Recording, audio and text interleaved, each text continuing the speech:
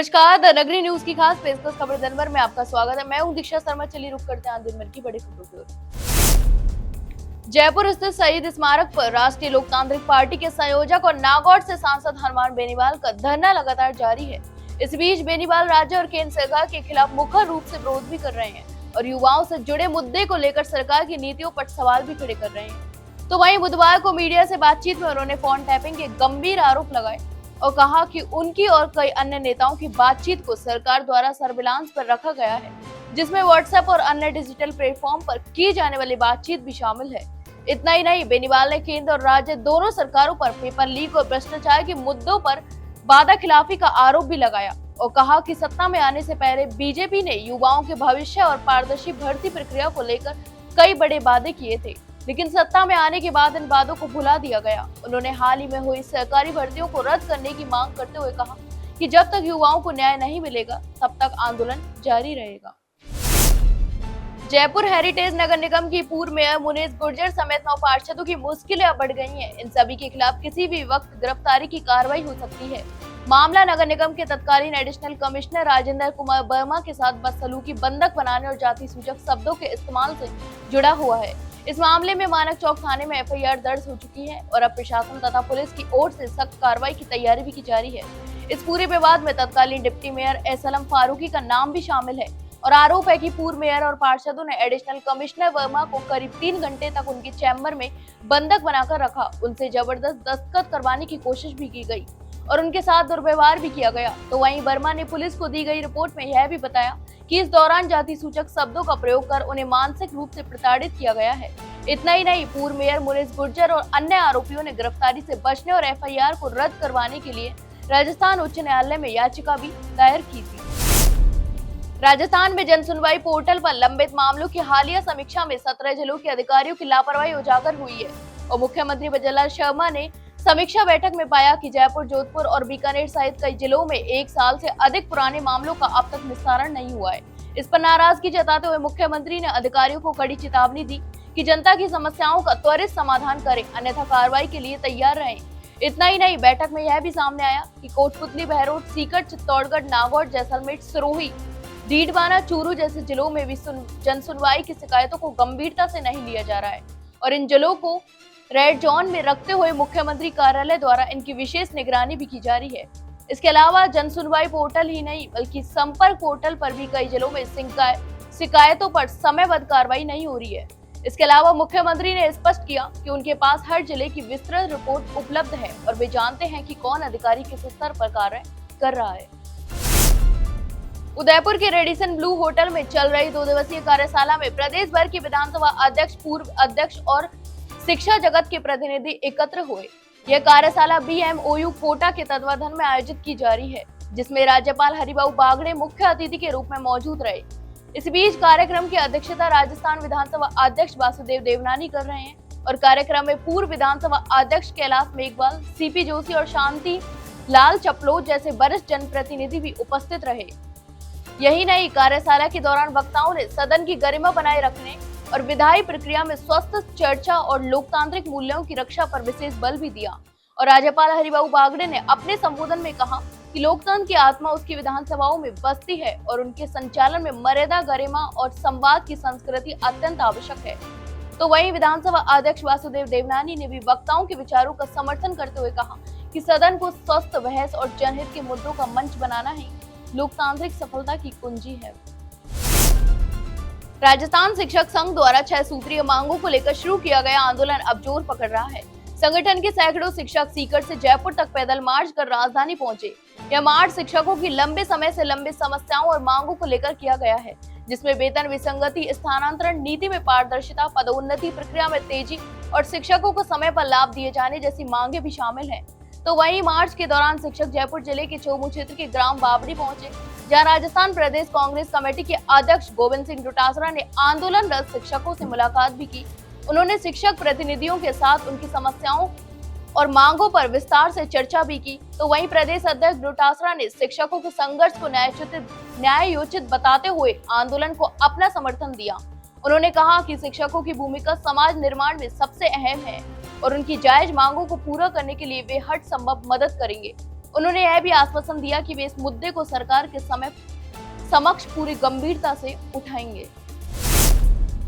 राजस्थान में मौसम का मिजाज तेजी से बदल रहा है। मौसम विज्ञान केंद्र जयपुर में राज्य के 9 जिलों में तेज गर्मी के लिए येलो अलर्ट जारी किया है, तो वहीं 20 जिलों में आंधी और बारिश की संभावना भी जताई गई है। मौसम विशेषज्ञों के अनुसार राज्य में आने वाले कुछ दिन उमस भरी गर्मी रहेगी और हालांकि 30 मई से राहत की उम्मीद भी जताई गई है।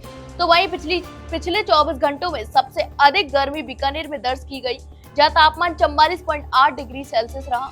इसके अलावा फलौदी, चंबाली, जैसलमेर में 44.2, तो वहीं बाड़मेर में 44.4 दर्ज किया गया। इसके अलावा राजधानी जयपुर में अधिकतम तापमान 41.8 डिग्री सेल्सियस रहा, जो पूरे दिन गर्म हवाएं और उमस लोगों को परेशान करती रही। तो वहीं दूसरी ओर मौसम में अचानक आए बदलाव के कारण उदयपुर, चित्तौड़गढ़, जोधपुर, भीलवाड़ा सहित कई जिलों में तेज आंधी और बारिश भी हुई। तो वहीं माउंट आबू में तेज अंधड़ और बारिश के चलते करीब 7 घंटे तक बिजली आपूर्ति भी बाधित रही। जैसलमेर और बाड़मेर में आंधी से भारी नुकसान भी हुआ और राज्य में मौसम की यह मार जहां एक और लोगों को गर्मी से राहत मिली, तो वहीं दूसरी ओर इससे जान माल का नुकसान भी हुआ और प्रशासन को अलर्ट रहने के निर्देश भी दिए गए। राजस्थान के सुमेरपुर और तखतगढ़ कस्बा में वीर शिरोमणि महाराणा प्रताप की जयंती बड़े धूमधाम और हर्षोल्लास के साथ मनाई गई। तो वहीं गुरुवार को आयोजित इस कार्यक्रम में स्थानीय लोग, जनप्रतिनिधियों और नगर पालिका के अधिकारियों की सक्रिय भागीदारी भी रही। तखतगढ़ कस्बे के प्रमुख महाराणा प्रताप चौक पर आयोजित इस कार्यक्रम का नेतृत्व पालिका अध्यक्ष ललित रंकावत, उपाध्यक्ष मनोज नामा और भाजपा नगर मंडल अध्यक्ष रमेश कुमार घांची ने किया। इस कार्यक्रम की शुरुआत महाराणा प्रताप की प्रतिमा पर माल्यार्पण और पुष्पांजलि के साथ हुई। उपस्थिति सभी लोगों के लिए वीरता, स्वाभिमान और स्वतंत्रता के प्रतीक महाराणा प्रताप को श्रद्धांजलि भी अर्पित की और उनके जीवन से प्रेरणा लेने का आह्वान भी किया। इस अवसर पर क्षेत्र के कई गणमान्य नागरिक भी उपस्थित रहे, जिनमें देवाराम चौधरी, राम सिंह कामावत, सुरेश सोलंकी, मुकेश सुथाट सहित बड़ी संख्या में नगरवासी और नगर पालिका स्टाफ शामिल थे। इस कार्यक्रम के दौरान वक्ताओं ने महाराणा प्रताप के बलिदान, आत्मबल और मातृभूमि के प्रति उनकी निष्ठा पर प्रकाश भी डाला और कहा कि महाराणा प्रताप आज भी देश के युवाओं के लिए प्रेरणा स्रोत हैं और उनके जीवन से हमें अदम्य साहस और स्वाभिमान की सीख भी मिलती है। अजमेर जिले के नसीराबाद क्षेत्र के ग्राम सांप्रोदा में पर्यावरण संरक्षण को लेकर एक महत्वपूर्ण जन सुनवाई आयोजित की गई। इस जन सुनवाई का नेतृत्व अतिरिक्त जिला कलेक्टर बांदना खोरवाल, तहसीलदार ममता यादव एवं राजस्थान राज्य प्रदूषण नियंत्रण मंडल की क्षेत्रीय अधिकारी निधि खंडेलवाल ने संयुक्त रूप से किया। इस कार्यक्रम के अटल सेवा केंद्र पर आयोजित हुआ, जिसमें बड़ी संख्या में ग्रामीण उपस्थित रहे। तो वहीं जन सुनवाई के दौरान क्षेत्रीय अधिकारी निधि खंडेलवाल ने जानकारी दी कि समीपवर्ती मोरा झड़ी गाँव में ग्रेनाइट खदान की लीज आवंटित की गई है और लीज धारक को पर्यावरण संरक्षण से जुड़े सरकारी मापदंडों का पूर्ण पालन करना अनिवार्य होगा। उन्होंने यह भी स्पष्ट किया कि खनन कार्य पर्यावरणीय दिशा निर्देशों के तहत ही किया जाएगा और अतिरिक्त जिला कलेक्टर बांदना खोरवाल ने उपस्थित ग्रामीणों को खनिज विभाग द्वारा जारी दिशा निर्देशों की जानकारी भी दी और पर्यावरण संरक्षण के लिए उनसे सुझाव भी आमंत्रित किए। बांसवाड़ा में वीर शिरोमणि महाराणा प्रताप की जयंती को हर्षोल्लास और धूमधाम के साथ मनाया जा रहा है। शहर भर में देशभक्ति और गौरव का माहौल देखने को मिल रहा है। तो वहीं प्रतिवर्ष की भांति इस वर्ष भी महाराणा प्रताप की 485वीं जयंती के उपलक्ष्य में गांधी मूर्ति से एक भव्य शोभा यात्रा भी निकाली गई, जो नगर के प्रमुख मार्गों से होकर प्रताप सर्कल पहुंची। तो वहीं शोभा यात्रा में विभिन्न समाजों, संगठनों और युवाओं की भारी भागीदारी देखने को मिली।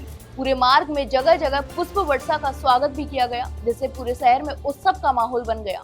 तो वहीं शोभा यात्रा में पारंपरिक वेशभूषा में सजे घोड़े, ढोल, नगाड़े, बैंड बाजे और झांकियां भी शामिल रहीं और प्रताप सर्कल पहुंचने पर सर्व समाज के लोगों ने महाराणा प्रताप की प्रतिमा पर पुष्प अर्पित कर श्रद्धांजलि भी दी। इस कार्यक्रम के दौरान वक्ताओं ने महाराणा प्रताप के अद्भुत पराक्रम, स्वाभिमान और मातृभूमि के प्रति उनके समर्पण को याद भी किया और कहा कि महाराणा प्रताप भारतीय इतिहास के एक ऐसे अमर वीर हैं, जिन्होंने मुगलों के खिलाफ अपने स्वाभिमान और स्वतंत्रता की रक्षा के लिए जीवन भर संघर्ष किया।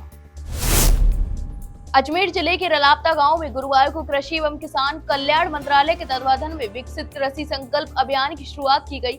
इस विशेष अभियान का उद्देश्य किसानों को आधुनिक तकनीकों, सरकारी योजनाओं और नवीन कृषि पद्धतियों से अवगत कराना है, जिससे उनकी आय में वृद्धि हो सके और वे आत्मनिर्भर बन सके। इस कार्यक्रम का शुभारंभ केंद्रीय कृषि एवं किसान कल्याण राज्य मंत्री भागीरथ चौधरी और राजस्थान सरकार के कृषि मंत्री किरोड़ीलाल मीणा की उपस्थिति में हुआ। इस अवसर पर विभिन्न विभागों के वरिष्ठ अधिकारी, कृषि वैज्ञानिक, स्थानीय प्रशासनिक अधिकारी और बड़ी संख्या में किसान भी मौजूद रहे। तो वहीं केंद्रीय मंत्री भागीरथ चौधरी ने अपने संबोधन में कहा कि विकसित भारत के निर्माण में गांव और किसान की भूमिका अत्यंत महत्वपूर्ण है। उन्होंने कहा कि प्रधानमंत्री नरेंद्र मोदी के नेतृत्व में केंद्र सरकार लगातार किसानों के हित में योजनाएं चला रही है, जैसे पीएम किसान सम्मान निधि, प्राकृतिक खेती को बढ़ावा देना और माइक्रो इरिगेशन और किसानों के लिए तकनीकी प्रशिक्षण।